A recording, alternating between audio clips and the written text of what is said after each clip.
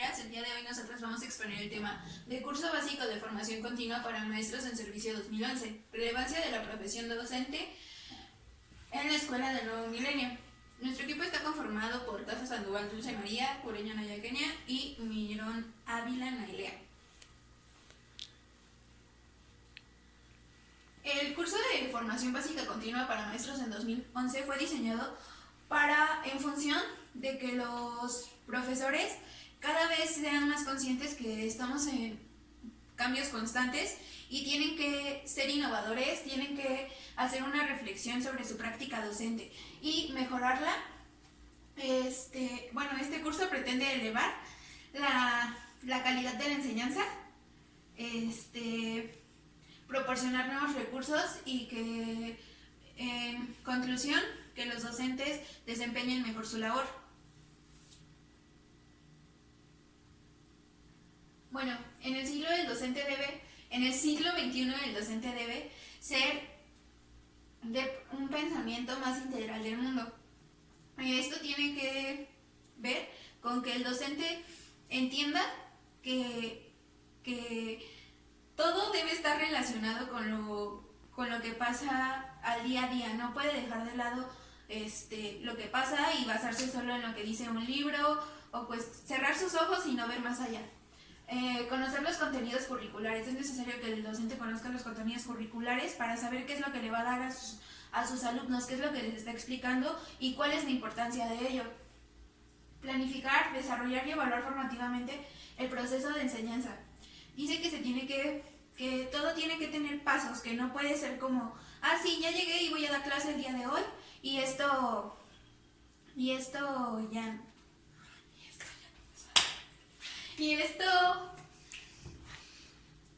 O sea, la se va, no puede decir, sí, ya llegué, doy clases, punto, esto, el otro, improviso y ya. Todo tiene que ser planeado para que todo salga bien. Utilizar procesos educativos que faciliten la adquisición de conocimientos. Esto hace referencia a que tienen que utilizar las estrategias pertinentes para poder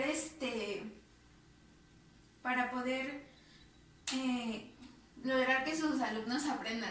Desarrollar ambientes de aprendizaje con esto. Bueno, tiene que fomentar un ambiente de derechos, de igualdad, de tolerancia, que pueda ser un lugar armónico para el aprendizaje, que sea un ambiente que los alumnos se sientan en confianza y puedan generar el aprendizaje adecuado. Y tiene que estimular el esfuerzo de los alumnos y promover su capacidad de aprender por sí mismo y con otros, que esto es lo que hemos estado viendo constantemente en clase, que nosotros ya somos un guía para el alumno y no podemos decirles qué hacer o qué no hacer exactamente. Ellos tienen que aprender por sí solos y nosotros tenemos que guiarlos hacia ese camino. Los paradigmas educativos que los docentes deben tener presentes son los 4 pilares de la educación, los cuales son aprender a aprender. Dice que la educación debe sentar bases que permitan seguir aprendiendo toda la vida. El alumno tiene que ser capaz de reflexionar, de pensar y pues sí, generar más aprendizaje constantemente. Aprender a hacer, que quiere decir que las personas que tienen el conocimiento puedan aplicarlo para solucionar problemas. Se dice que una persona que sabe no es la que tiene más conocimientos teóricos, sino más bien la que sabe resolver y solucionar problemas. Aprender a hacer. Se trata de promover un desarrollo psicosocial y de conocimiento de las emociones para la autorregulación y el ejercicio de la autonomía, permitiendo ampliar horizontes para la autorrealización. Esto nos habla de que tenemos que conocernos a nosotros mismos y saber hacia dónde también queremos dirigirnos, para a partir de ello poder ser autónomos y nosotros mismos tomar decisión de nuestras acciones y de lo que hacemos. Aprender a convivir. Se trata de educar a las personas a ser capaces de relacionarse, de entender que si se saben comunicar, saben expresarse, se generan valores, podrán crear lazos que permitan hacer más ameno su instancia en algún lugar, o también pues no haber problemas de violencia. También se nos hablaba que no debe existir en el aula una disciplina que limite los derechos. Esto dice que antes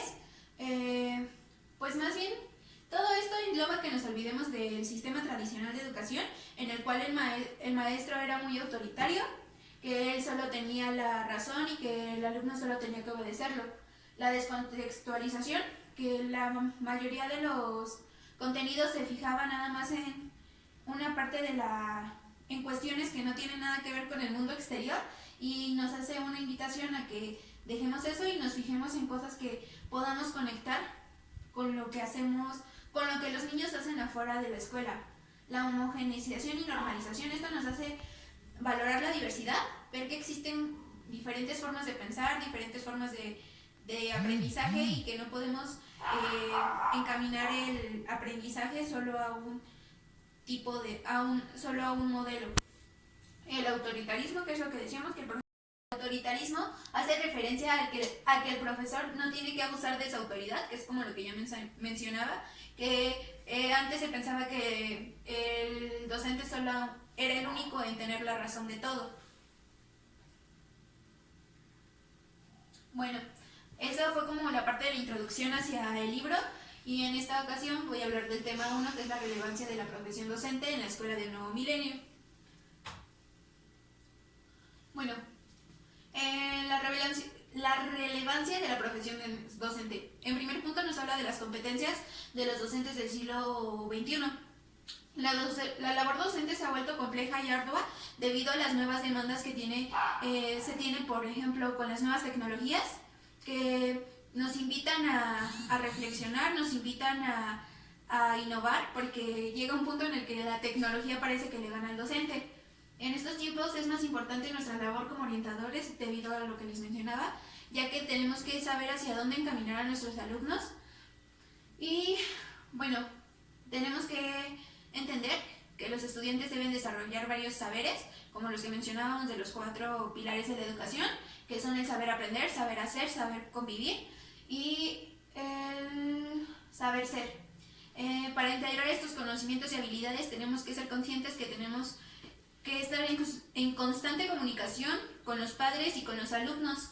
De lo contrario, no podremos desarrollar estos saberes en nuestros alumnos. El avance del conocimiento y la innovación en los modelos pedagógicos obliga a ejercer más que el papel de un docente. También tenemos que ser consejeros, o muchas veces tenemos que hacer actividades que se salen de nuestro papel como docentes, pero por eso tenemos que ser abiertos de mentes y estar dispuestos a dar más de lo que tenemos que hacer. Bueno, el libro nos invita a hacer nuevos planteamientos pedagógicos y didácticos. En cuestión a los ambientes de aprendizaje, se dice que tenemos que hacer lugares que sean más colaborativos, lúdicos y democráticos. Es decir, por ejemplo, en la cuestión de democráticos, que los alumnos tengan la posibilidad de participar, que se puedan comunicar con nosotros y que no sean juzgados. En cuestión al desarrollo del pensamiento, tenemos que ser crítico, desarrollar el pensamiento crítico, complejo y científico. El aprendizaje debe ser autónomo, situado y significativo. Y en la inclusividad, interculturalidad, género, otras formas de pensamiento y distintos niveles de desempeño. La evaluación formativa es aquella que se hace constantemente. Tenemos que estar evaluando constantemente lo que hacemos, no solo a los docentes, sino también a los alumnos, y tenemos que aprender a trabajar en equipo. El segundo subtema del tema es aprender a reflexionar a partir de la propia práctica. Esto nos hace ver que, nos dice que construyamos puentes entre lo que se hace en el aula y los nuevos retos educativos que se presentan y que responden a los actuales enfoques de la educación.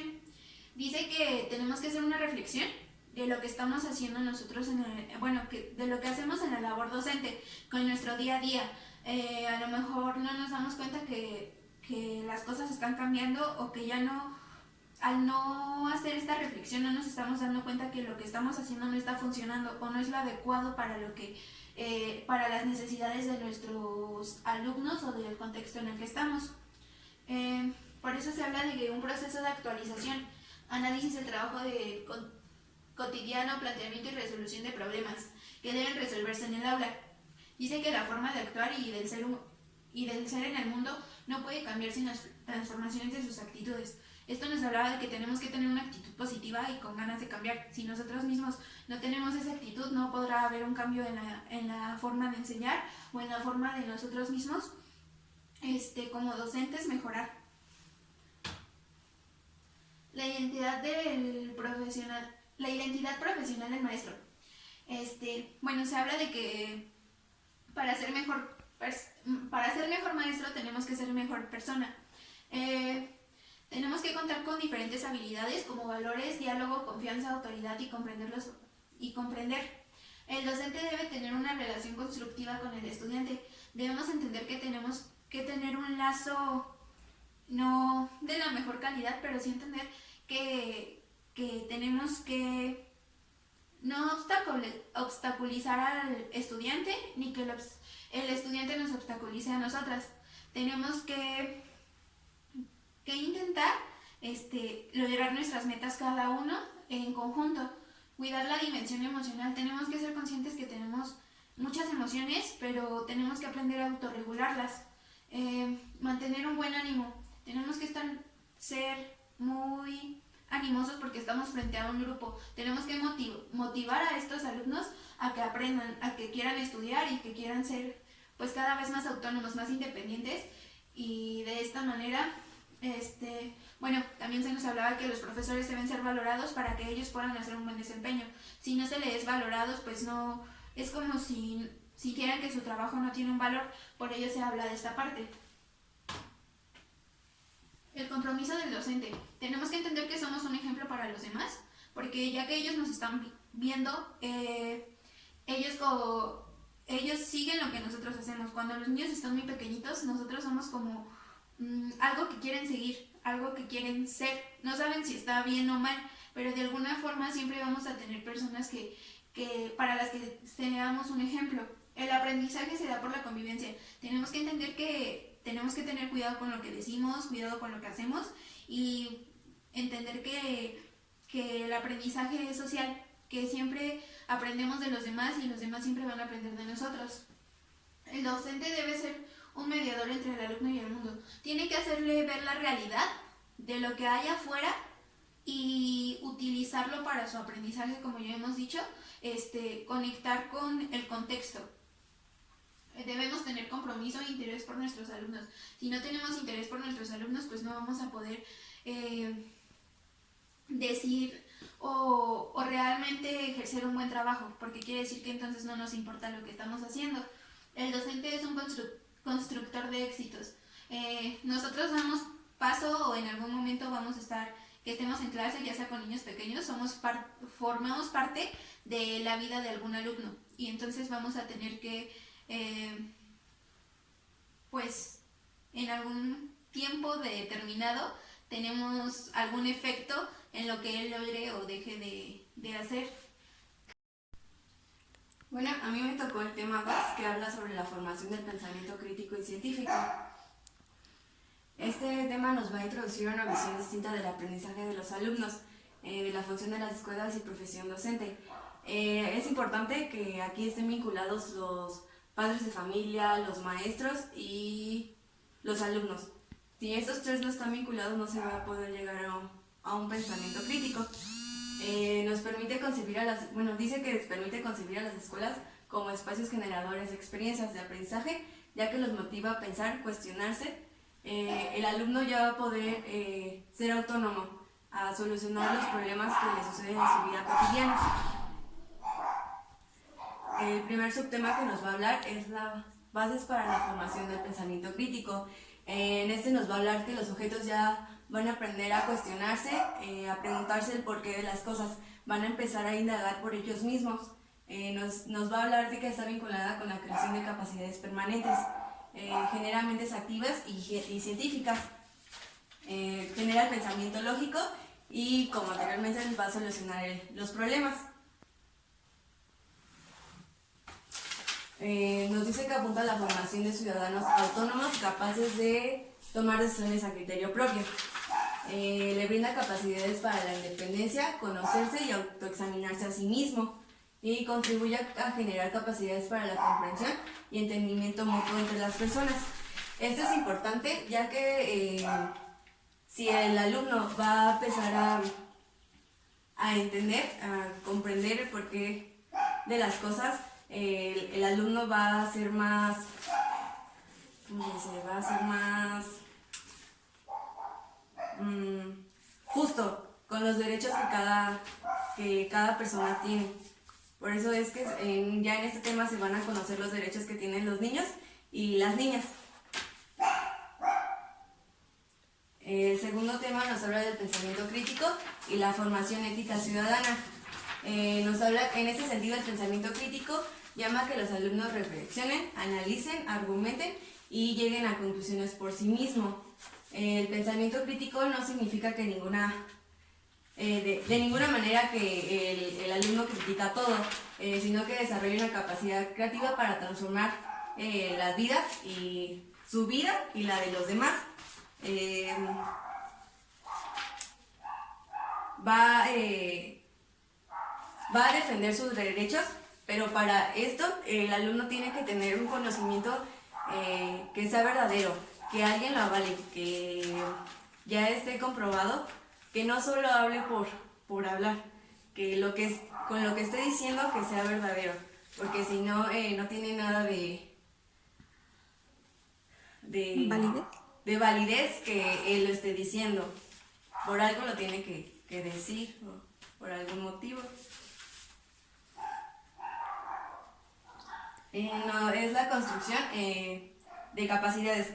El pensamiento crítico contribuye a la formación de competencias cívicas, y esta es la construcción de capacidades para el respeto, que es mejor conocida como la formación del juicio ciudadano. Esta se va a dividir en dos secciones, que es el aprendizaje de la vida, que esta implica la autoexaminación personal que el individuo tiene. Eso significa cómo el individuo piensa y cómo el individuo actúa.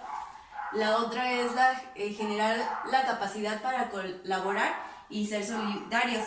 Es como les decía, que tiene el individuo que convivir con las demás personas y reconocer que son personas y que todos tienen derechos y dignidad. El tercer subtema nos habla de la formación del intelecto. Esta nos dice que el alumno brota al deseo irrestricto de saber, o sea que no tiene un límite por aprender, de modo que constantemente se está preguntando, se está cuestionando el porqué de las cosas. Nos habla de que se da cuenta de la realidad exterior mediante argumentos razonables. Ejercita la humildad intelectual a reconocer que sus respuestas son provisionales, lo que lleva a seguir indagando. O sea que sus respuestas no siempre van a estar pueden estar en constante modificación, que en constante modificación, y no por eso por lo que diga se va a sentir superior, por lo que sepa se va a sentir superior, porque puede que en algún tiempo ese conocimiento se modifique o cambie. El subtema 4 nos habla del pensamiento crítico y el pensamiento científico. Nos dice que implica llevar a las personas a comprender que las respuestas hegemónicas de la ciencia en un momento determinado entienden una época y a un contexto. Nos dice que tenemos que estar conscientes de que no existe una verdad absoluta, sino que las respuestas son provisionales y son falibles, que constantemente pueden ir modificándose hasta que no se llega a otra verdad. Nos dice que la ciencia se opone a las creencias aceptadas por dogmas de fe o por costumbre. Por ejemplo, la religión. Antes nadie juzgaba ni se oponía a la religión porque no había una información detallada. Era muy poca la información que se les daba a la gente y por ende ellos confiaban. Hoy en día, por las nuevas tecnologías y por toda la información que ha salido, la gente ya no confía tanto en la religión. Ya dudan de ella y algunos ya no creen en ella. Pensamiento involucrados en el aprendizaje del pensamiento científico. Nos habla de que lo primero que debe fomentarse en los alumnos es que aprendan a preguntar y a cuestionarse sobre ellos mismos y sobre el mundo que los rodea. nos habla de que tiene que haber un consenso o una relación entre padres y docentes, que los padres tienen que no dejar que los niños que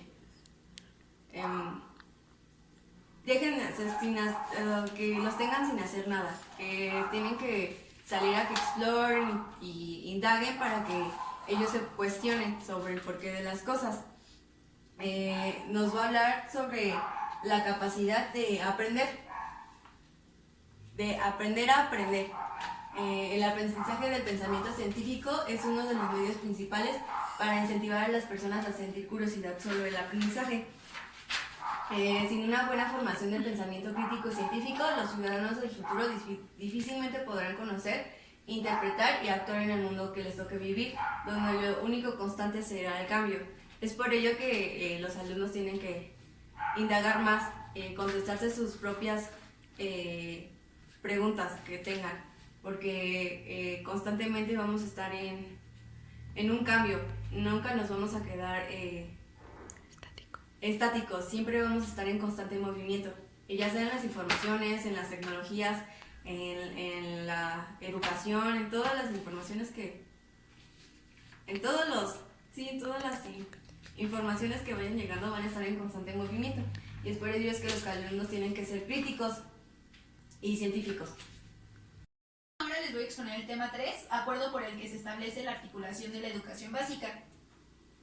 Bueno, la reforma integral de la educación básica es una política pública que busca integrar a la educación primaria, a la educación preescolar y a la educación secundaria. Esto con el objetivo de favorecer el desarrollo de competencias para la vida y el logro del perfil de egreso. A partir de los aprendizajes esperados y del establecimiento de estándares curriculares de desempeño docente y de gestión. Todo esto de manera vinculada, uniforme entre los 3 niveles de educación básica. Como podemos ver, esto nos lleva a esta parte que dice que es las reformas educativas basadas en las experiencias internacionales. Bueno, la reforma integral de educación básica surge por las necesidades que tiene nuestro país en cuestión a la educación. Menciona la parte internacional porque esto se ha trabajado en diferentes países. Sin embargo, nuestro país lo adaptó a las necesidades que tenía nuestra educación. Esta busca la inclusión educativa, la integridad multicultural y favorecer las condiciones, quiere que las condiciones cada vez sean más propicias en cuestión de equidad y calidad. Es decir, que integremos a todas las personas, sin importar, que entendamos que hay diversidad en el contexto educativo, que no podemos excluir a las personas y que se les tiene que entregar una educación a todos de la misma manera, con los mismos derechos, con el mismo respeto y con la misma importancia y con los mismos contenidos y los mismos recursos. Bueno, en el punto 2, la reforma integral de la educación básica.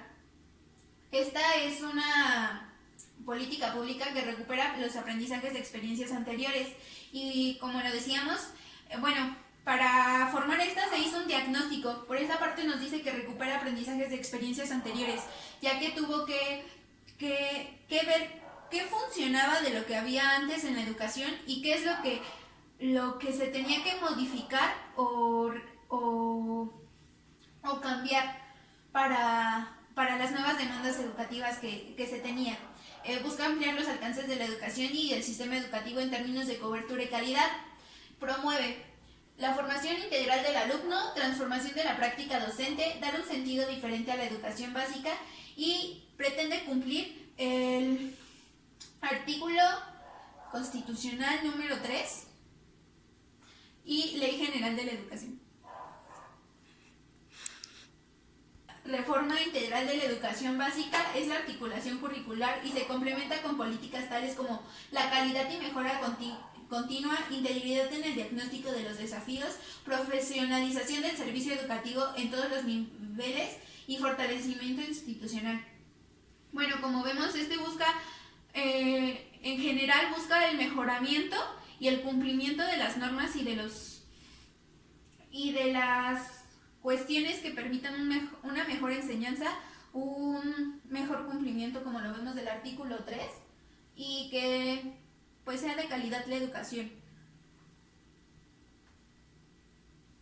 Bueno, en el punto 3 se habla del currículo 2011, el plan de estudios. El currículo 2011 integra y articula los programas de los 3 niveles de educación básica, los cuales están desarrollados a partir de la definición de estándares curriculares y los aprendizajes esperados. Nosotros a lo largo de este cuatrimestre y el pasado hemos estado trabajando los aprendizajes esperados, que estos nos ayudan a saber hacia dónde dirigir el alumno y qué es lo que queremos que logre, para acercar a cada egresado al perfil de egreso de la educación básica y al perfil de ciudadano cívico que se requiere en la sociedad mexicana del siglo XXI. Como lo hemos estado hablando, tenemos los principios pedagógicos que sustentan el plan de estudios son centrar la atención en los estudiantes y sus procesos de aprendizaje. Tenemos que estar interesados en los estudiantes, en que ellos aprendan, cuál es la forma en la que ellos aprenden para poderlos integrar. No tenemos que pasarnos solo en kinestésicos o visuales, tenemos que integrar cualquier estilo de aprendizaje, sus inquietudes, todo eso.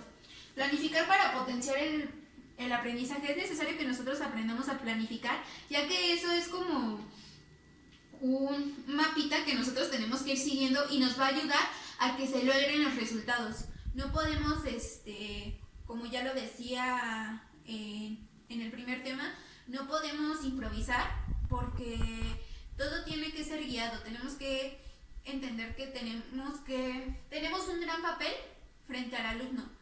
Nos tiene que ver seguros y nosotros tenemos que tener conocimiento y seguridad sobre lo que estamos haciendo. Generar ambientes de aprendizaje. Tenemos que generar ambientes de aprendizaje propicios para el aprendizaje, que sean amables, que sean armónicos, de respeto, de tolerancia, de igualdad.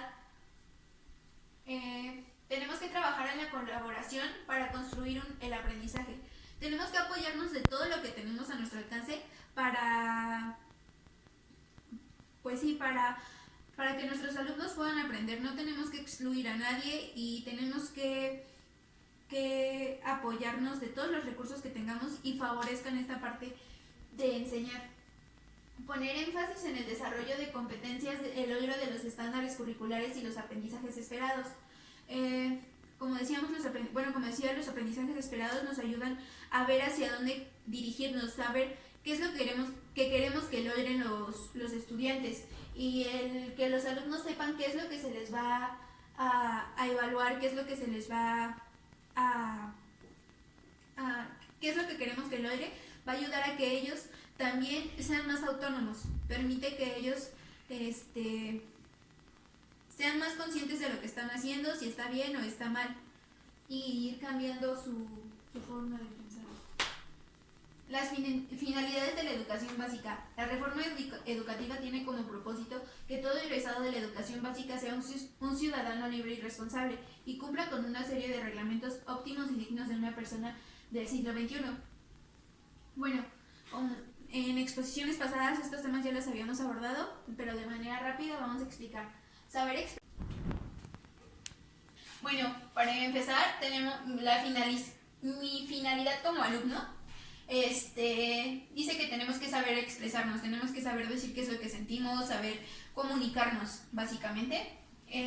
También nos habla de disfrutar los números, abrirnos al mundo, ser más abiertos de mente, ser conscientes de que hay un mundo afuera que tenemos que explorar, que tenemos que conocer para poder generar más aprendizajes.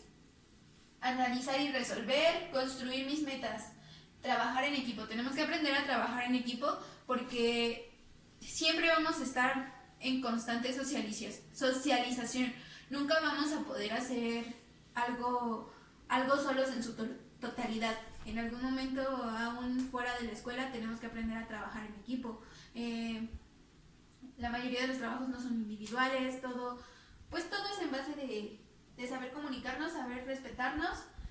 También ser un buen ciudadano, ser una persona con valores, ser una persona que respete la comunidad, que respete que tenga valores, que conozca sus derechos, pero que también sepa respetar los de los demás.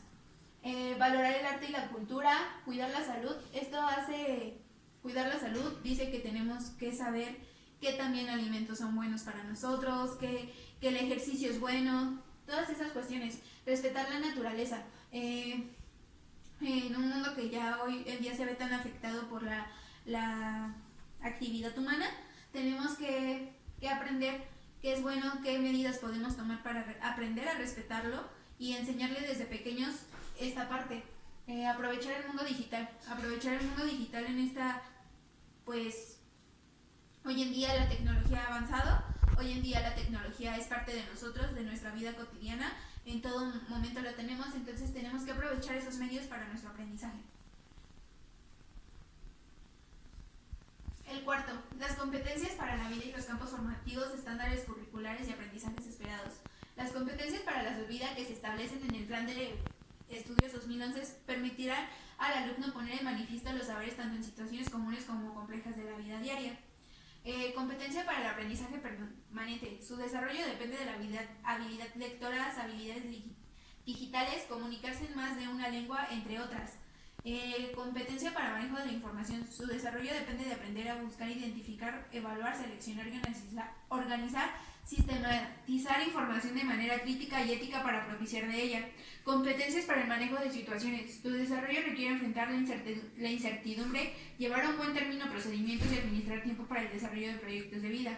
Competencias para la convivencia. Su desarrollo requiere empatía, relacionarse armónicamente con otros y trabajar de manera colectiva y valorar la diversidad social y cultural lingüística.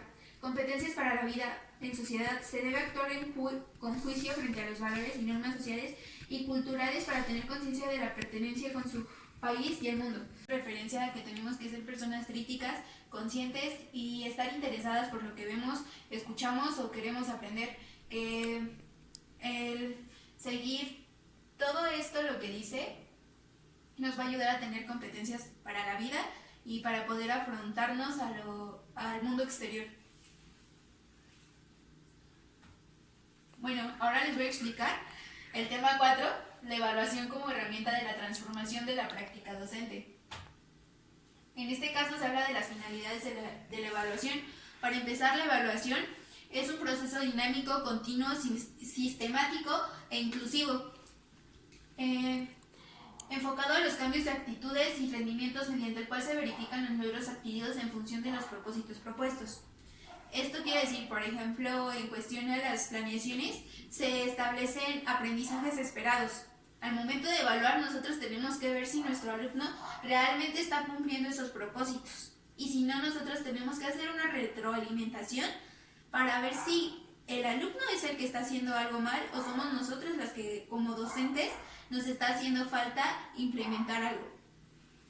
Por eso se habla que la evaluación, su principal finalidad es mejorar la acción de cada uno. Busca que nosotros generemos un cambio, que nosotros seamos capaces de decir, estamos mal o vamos por mal camino, vamos a hacer esto y vamos a mejorar. Por eso la evaluación no se tiene que ver como algo negativo. La mayoría de las personas siempre ve la evaluación como algo negativo, como algo que la va a afectar, pero realmente es para poder superar, para poder avanzar.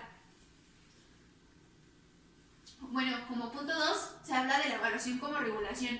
Bueno, esta pretende esencialmente mantener informado a los padres y alumnos del por qué,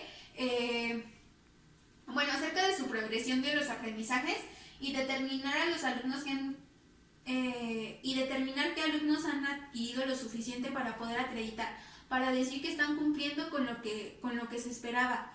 Pero más que eso, ayuda a mejorar en cuestión a las actividades de enseñanza y mejorar el aprendizaje. Por eso se habla de regulación, porque permite tener los datos necesarios para a partir de eso nosotros poder generar decisiones, generar cambios.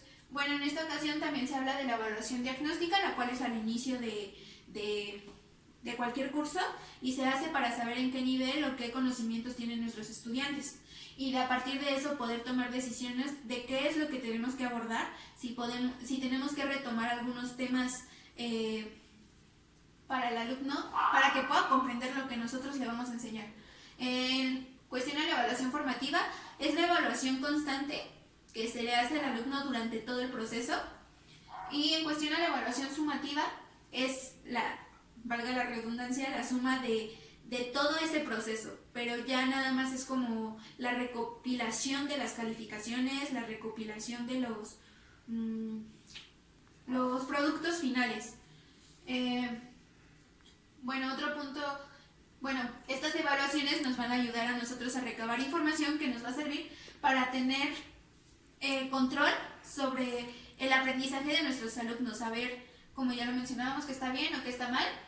Hace mucha relevancia en cuestión de la autoevaluación y coevaluación. Dice que esta es muy importante, ya que ayuda a los alumnos a que sean conscientes de ellos mismos que están haciendo mal, pero también ayudar a sus compañeros y generar un pensamiento crítico sobre qué están haciendo bien ellos por su aprendizaje y qué les hace falta mejorar. Diferencias de evaluar y calificar. Este tema es muy sencillo porque nos habla que calificar es hacer juicios globales y se limita a juicios globales y raramente se da una retroalimentación de qué es lo que está bien, qué es lo que está mal, qué se tiene que cambiar. No es detallada, simplemente se da un número y muchas veces, como ya lo mencioné, no se da una retroalimentación. En cuestión a evaluar, es el proceso de obtener información y usarla para formar juicios, que a su vez se utilizan para la toma de decisiones. Por lo tanto, evaluar es mucho más que calificar. Significa conocer, comprender, enjuiciar, tomar decisiones y, en definitiva, transformar para mejorar. Como ya lo decíamos, evaluar es recopilar información que nos va a beneficiar para ayudar a una mejor toma de decisiones, mejorar los procesos educativos, generar más aprendizaje en nuestros alumnos y mejorar. Como ya lo mencionábamos en el tema 4, la evaluación formativa va más allá de la acumulación de evidencias. La evaluación debe dar información útil y necesaria para asegurar un progreso.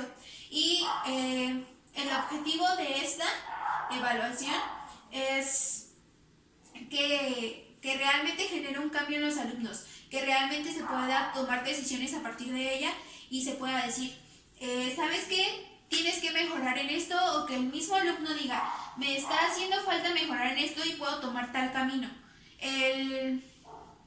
Es que el alumno también nos ayuda a comprender que el alumno se está quedando con sus conocimientos, que realmente está aprendiendo, que no se trata solo de una calificación. El papel de la evaluación en la reforma integral de la educación básica. Tenemos que tener claro que nosotros como docentes somos los que hacemos posible llevar a cabo las propuestas educativas que se nos dan, ya que nosotros somos los que tenemos que aceptarlo, tenemos que aprender a adaptarnos a él, aprender a decir, mi salón tiene tales necesidades y yo voy a implementar esto de tal manera, pero realmente los que lo vivimos vamos a ser nosotros. La reforma integral de la educación básica considera la evaluación como el conjunto de acciones dirigidas a obtener información sobre el grado de apropiación de conocimientos, habilidades y valores y actitudes en función de las experiencias en clase, y por otro lado permite revisar la práctica docente. Como ya lo mencionaba, pues la evaluación nos va a ayudar a recabar información, pero la evaluación en este ámbito juega un papel en el que ayuda a ver si realmente el docente está cumpliendo con lo que debe y si realmente al docente le está funcionando lo que proponemos, lo que se nos propone implementar en las escuelas.